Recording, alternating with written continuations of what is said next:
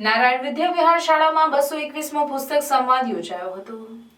ભરૂચની જાણીતી નારાયણ વિદ્યા વિહાર સંસ્થા તેના બાળકો અને શિક્ષકોના વાંચન માટે વિશિષ્ટ કાર્યક્રમો કરી રહી છે, જેથી સાહિત્ય અને વાંચન પ્રત્યેની સંવેદના કેળવાય તથા માતૃભાષા તેમજ સાહિત્ય પ્રત્યે અભિગમ કેળવાય। શિક્ષકો માટે પુસ્તકો વાંચન બાબતે પુસ્તક સંવાદની શ્રેણી સતત વહેતી આજે 221મા પુસ્તક સંવાદ સુધી પહોંચી છે।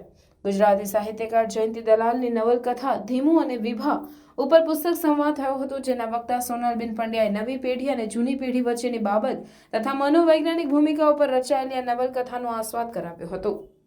સમગ્ર પુસ્તક સંવાદ શાળાની YouTube ચેનલ પર પ્રસારિત કરવામાં આવ્યો હતો।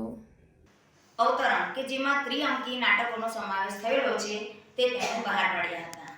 તેમના નવલિકા સંગ્રહમાં જુજવારું, કથરોટમાં ગંગા, ઉત્તરા, અડખે પડખે, મુકમ કરોતી, આ ઘેર પેલે ઘેર અને તરણાની ઓથ ભારે એ તેમના કટાક્ષ લેખો છે।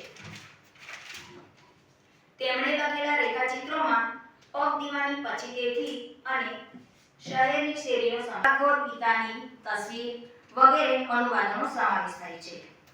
તેમણે 2 નવલકથાઓ લખી હતી જે ખૂબ જ પ્રસિદ્ધ થઈ છે અને તેનું નામ છે ધીમું અને વિભા અને બીજી છે પાલનના તીરથ।